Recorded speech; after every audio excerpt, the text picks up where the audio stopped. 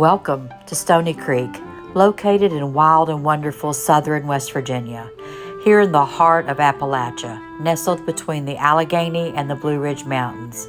Join us as we explore a culture rich in history and historical landmarks, cooking mid-Appalachian style, gardening, DIY projects, and back porch sitting.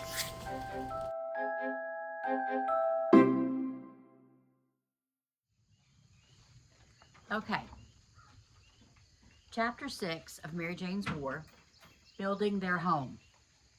Ralph's father had a slave by the name of Trip, T-R-I-P, and there were 3 things that a slave should not do. Don't teach them to read and write, to learn to fire a gun, and never let them have a drink of whiskey.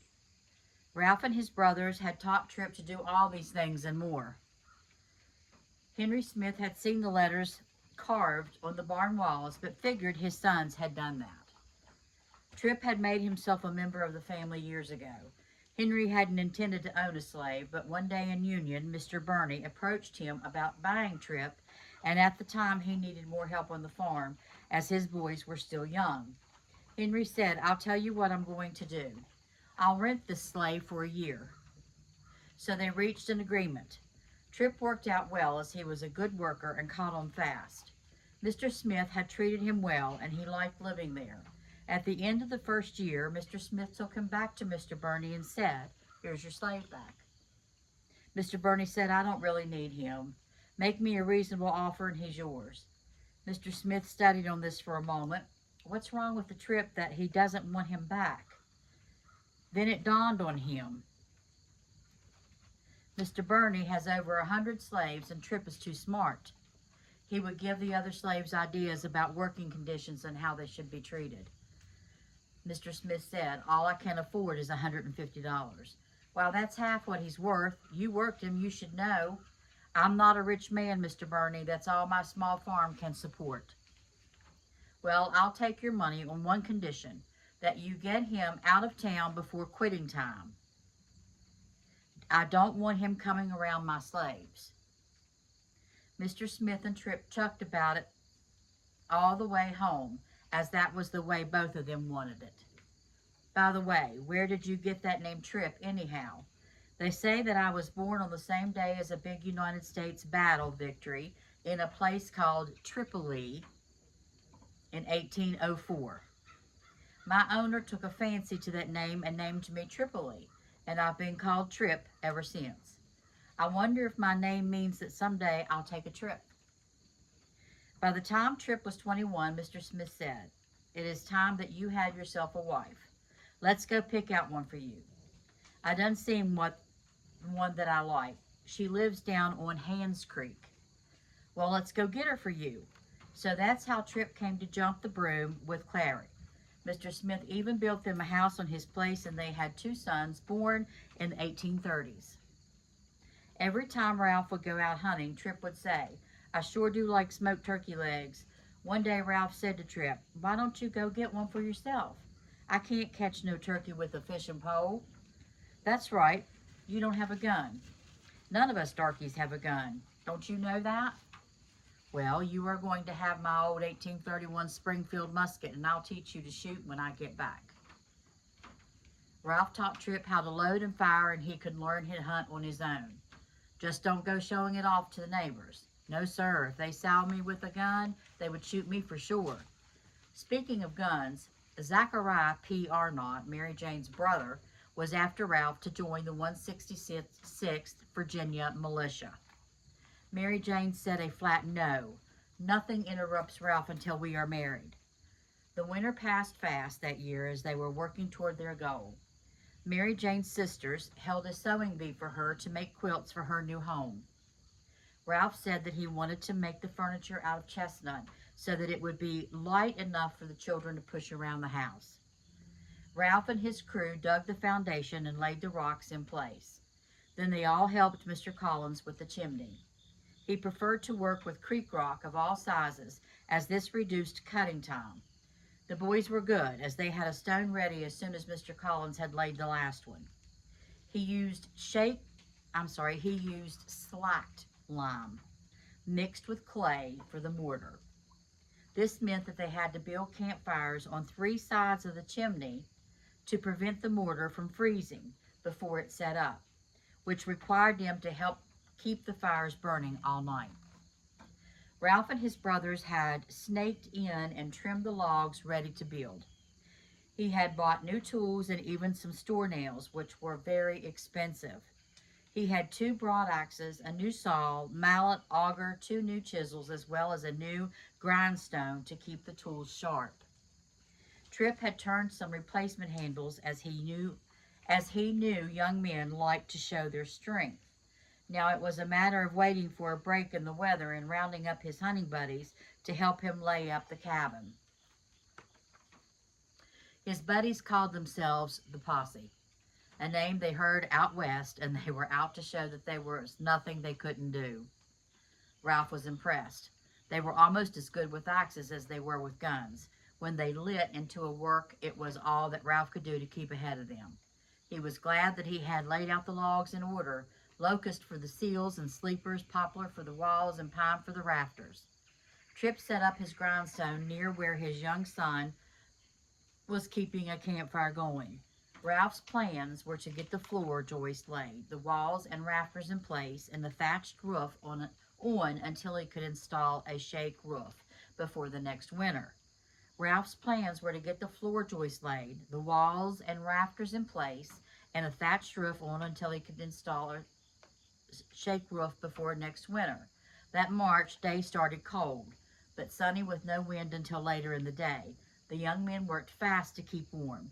2 chopping and carrying, 2 notching and fitting, while Ralph would auger and pound in the pins. By noon, there were very little foolishness from the boys. They were called boys until they were married. The house was taking shape. One of the Coons boys let out with a wildcat yell that you could hear for a mile, for he saw Mary Jane coming up the path on horseback with lunch. She too let out a cry at seeing the house take shape. When she got down from her horse, she gave each of them a hug of appreciation for helping Ralph with the house. She had brought a basket full of soda biscuits, pork shoulder sliced and fried, and a pot of pale beans that she reheated over the campfire. The crew devoured the victuals and pulled out their pipes to smoke. When Mary Jane left, the boys pulled out a jug and passed it around, then left the jug in reach of the grindstone in case Trip needed to warm up a bit. By the middle of the afternoon, thin gray clouds were starting to block the sun. Trip said they were too high to have any snow.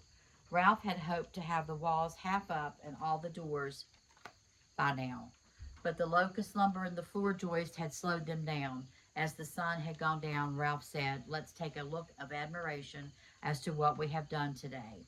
It was dark by the time they had gotten to Ralph's parents' house, where Mrs. Nancy Smith had fixed them a big meal of chicken and dumplings. Ralph's father had made them all a place to sleep. After supper, there was the usual storytelling and some lying mixed in. They did agree that it would take them another day and a half to get it under roof. Ralph began to wonder how he was ever going to repay them, as they wouldn't accept cash from him. The poplar logs went up fast, as the notching was easy, and as the rafters went up, Ralph realized that he was going to be short of thatch. He had hoped to have about a foot of thatch on his 9 by 12 sloped roof, but with what he had to settle for 6 inches, which might leak. The last day when Mary Jane brought their noontime dinner, she stayed around so that she and Ralph could thank them all as they headed home. When they were out of sight, Mary Jane took Ralph inside the cabin and rewarded him with a kiss that touched his soul.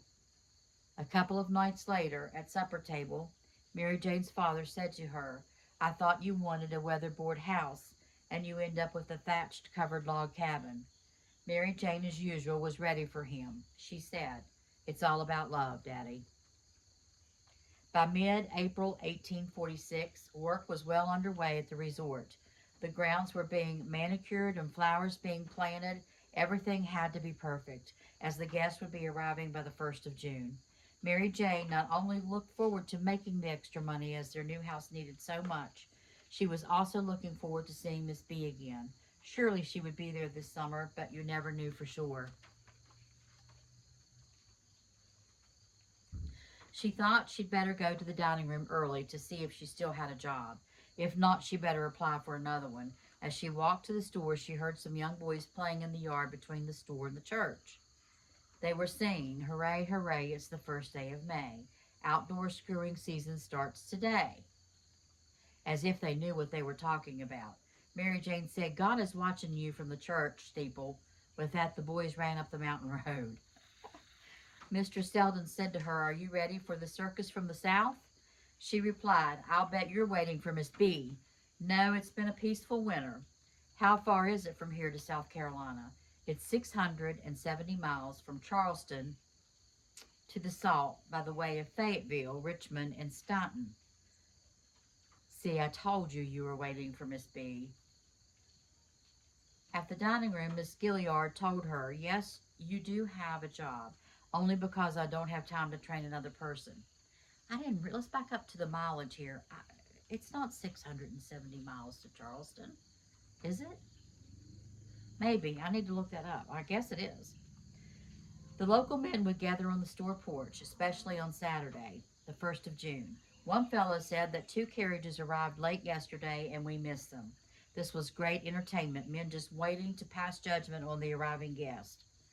2 old men sat there patiently. One said to the other, "Can you see that ant going up that tree across the creek?" "No, I can't see him, but I can hear him." Just then they heard the hoofbeats of horses coming over the knoll. It was Mr. Walker driving one of the stages from White Sulphur Springs. The 4 galloping horses make a quick left turn over the bridge into the resort grounds.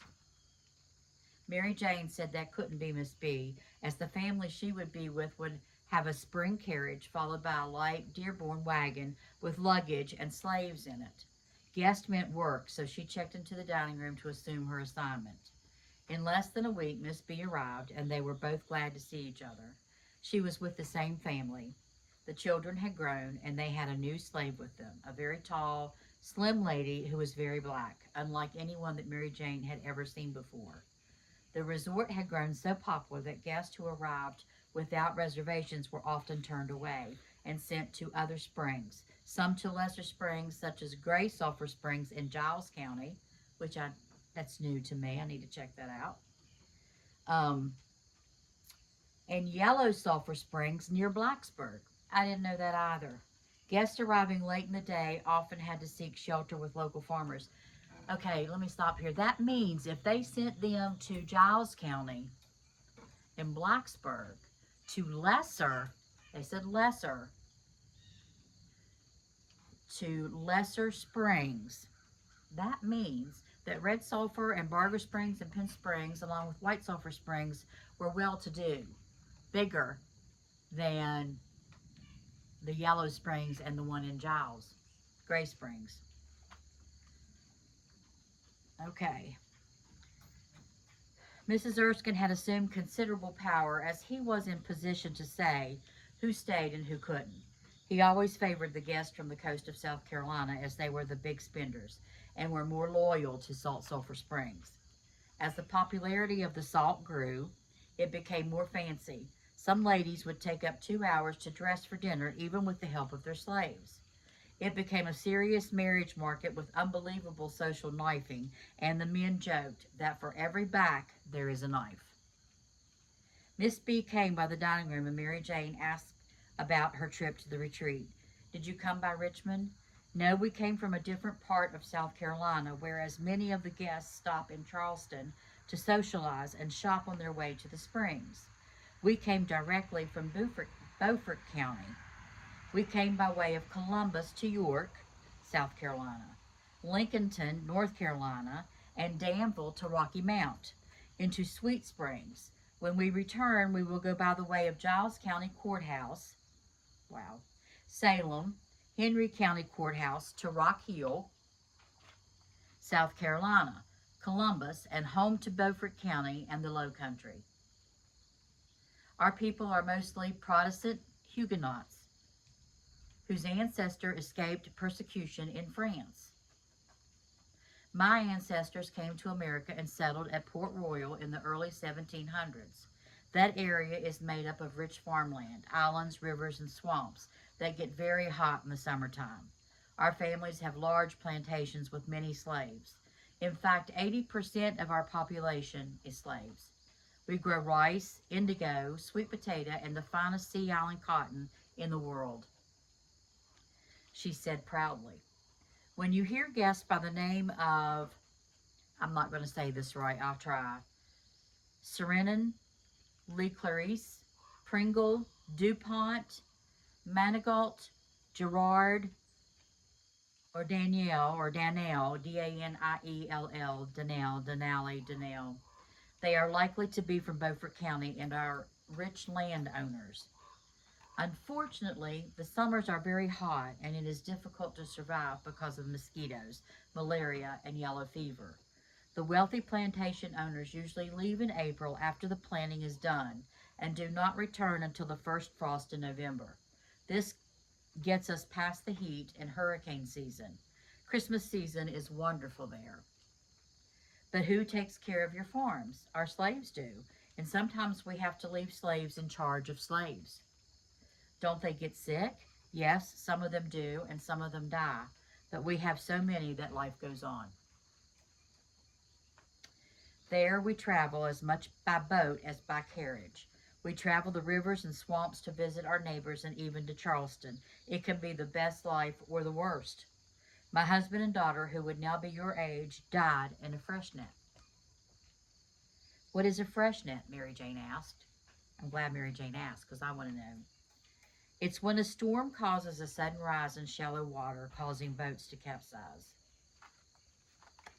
I'm so sorry, Mary Jane said. Let's go over to the store and see if they have anything new. At the store, Mr. Selden was so excited to see Miss B that he made an awkward step toward her. Pray, in Limerick, words stand far from me, she said. I will give thee bloody teeth. Mr. Selden asked, does Shakespeare live in South Carolina? More of your conversation will infest my brain, as she winked at Mary Jane. It was good to have Miss B back. The summer of 1846 did drag on for Mary Jane and Ralph, as they had a lot on their minds. They were both 21 and had met her father's conditions for getting married, but her father wasn't sure, so he let it drag on. Working at the salt had been very enlightening for her.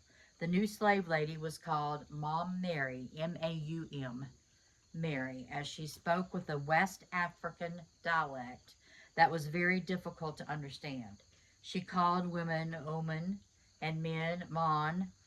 She was very talented, and the family loved her gumbo and okra, African dishes. Actually, the family brought her to the resort to show her off. Mary Jane enjoyed all this, but the urge of motherhood was growing. Instead of Ralph going to see Mary Jane, they would meet at the house, and she would help him put on the shingle roof. She would carry the shingles up the ladder for Ralph to nail on. The split cedar shingles had to be nailed on when the points of the crescent moon were pointing down. To install them, when the moon points are up, would cause them to curl and split, so they had to work fast. Once the roof was on, they could lay the flooring. By frost, Ralph and his crew were back to work on the turnpikes. He needed the cash for his new house. Henry Sr. had several sick spells during the winter, and Mary Jane stayed with him several times. He was 85 years of age. Remarkable to live that long in an age where most men had an average lifespan of 40 years. That Christmas Eve, Ralph gave Mary Jane a gold wedding ring. My, what an extravagance, the family said. For wedding rings were out of reach for most families in Lilydale. But Ralph also wanted to send a message to Mary Jane's father. By late March, they were able to plow the garden and get their potatoes in. Neighbors frequented by to see how they were doing, always ready with advice to point of aggravation. One reminded them that there's a time for everything, a time to be born, a time to die, a time to plant, and a time to harvest. That's God's book. The signs work because they are in God's plan when He made the earth. Mary Jane asked her father if they should be planting in signs. And he said, I think you should, but if you take too long to plant, you're bound to run into some bad signs. A neighbor came by one day and asked, "Ralph, what sign did you plant your beans in?" Ralph replied, "I planted them in the ground." "Now, Ralph, be nice. We'll have to live with these neighbors a long time," Mary Jane said. The neighbor then said, "These are the signs of the Bible. I guess each generation has to learn by doing to become believers." Dr. Butt from Centerville, which is Greenville, had been making frequent trips to see Mr. Arnott in his tall-wheeled buggy that could ford the creeks and washouts in the road. He told the family that with his age there wasn't much that he could do except leave some medicine and instruct the family on how to keep him comfortable. The neighbors were looking in more frequently and bringing him food. One Sunday, Henry Sr. called for Mary Jane and Ralph. He told them, "I want you to go ahead and get married. You have waited long enough." "Thank you for your blessing," they said. "We love you very much." The grandchildren had been taking turns caring for him. Mary Jane would stay with him on Sundays to let her older brothers and sisters have more time with their families. On Tuesday, May 26, 1847, Henry Arnott Sr. departed this world. He was surely loved, not only by his large family, but also by caring friends and neighbors. Many people would attend his wake and funeral, as people always felt better when doing something. They would set up for the wake and sing hymns. They brought food, and sometimes there were so many people in the house that the boys could stand in the corner and sleep. The family paid $6 to have a coffin made. When they loaded it on the wagon to take to the church at Salt Sulphur for the funeral, the preacher made the remark that Mr. Henry had traveled this road so many times in the past 50 years that he knew it like the Lord's Prayer. They rang the bell, and the preacher conducted the service in the church. Following the service, they lifted the lid from the coffin for viewing. The neighbors filed by, followed by the grandchildren and children. This was a very hard part for Mary Jane, for funerals were very upsetting to her. At the end of the long procession back to the cemetery at Lilydale, a lady said to her husband, "You know, we need a church in Lilydale." "No, we don't," he said. "If we have a church, then we will want a post office, and with a post office it will make it too easy for people to find me." Mary Jane and Ralph discussed their wedding plans. Ralph asked, "Are we supposed to wait 3 months after the funeral before getting married?" "Not in this case, for it's what he wanted. We'll wait 6 or 7 weeks," said Mary Jane. Miss B was able to arrange for the wedding to be held in the church at the Salt. She could only arrange it to be on a Thursday, as the guests had activities there on Saturday and Sunday. Mary Jane had the option of having it on a Thursday or having it at home on her front porch on Saturday. She had always admired that church, so they set the wedding date for Thursday, July 17th, 1847. Her sisters and friends helped with the details, and they selected dogwood for the theme. Mr. Erskine loaned them a fine open carriage to carry them to and from the church. Since the church had an organ, they could have singing. The church was filled that fine July day, just perfect weather. The flower girls, Amanda Smith, Carolina Arnott, and Rebecca Baker, sprinkled dogwood blossoms as her father walked her up the aisle. About all she remembered was when Reverend William Crook asked her, "Do you take Ralph Estill Smith to be your lawful wedded husband?" It was like an end to a long journey. She did notice as she came out of the church that Miss B and Mr. Selden were sitting beside each other on the same bench. What a beautiful ride it was back to their home in Lilydale. The young folks had decorated their home with ribbons and wreaths. There were plenty of refreshments, and all their neighbors came and stayed until they had an open-air serenade for them that everyone went in. Finally, they were all alone. Ralph was so shy, Mary Jane had to tell him to get naked with her. Then he became a man. It wasn't very long before Zach came by recruiting for the 166th Militia. Zach had been elected second lieutenant for his recruiting and politics. Ralph agreed to join, as it was a civic-minded thing to do. They would meet once a month for drill and training. He enjoyed the fellowship and news, but he didn't care much for his brothers-in-law telling him what to do. In 1848, 2 things happened. Mary Jane and Ralph had their first son. There wasn't any doubt as to what they would name him. Henry Alexander, of course. Secondly, that summer was hit by a terrible drought. People would hang the body of a snake belly up on a tree limb to bring rain. The crops were half their normal size. Mr. Erskine had to send as far away as Zenith for vegetables to meet the demands of the guests. It got so bad that snakes were coming out of the mountains looking for water. Several people had livestock were bitten. The dogs were good at warning. Still, Mary Jane had to be very careful with young Henry outside. Their son Henry was almost 3 when their second son, James Preston, was born in 1851.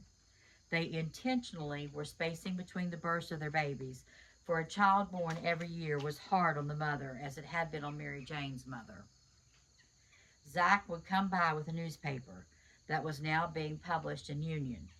He also told them about a temperance movement that was sweeping the country. He urged them to go to the Salt to hear Governor John Floyd, who was due to speak there. Okay, and that's the end of chapter 6. So, stay tuned.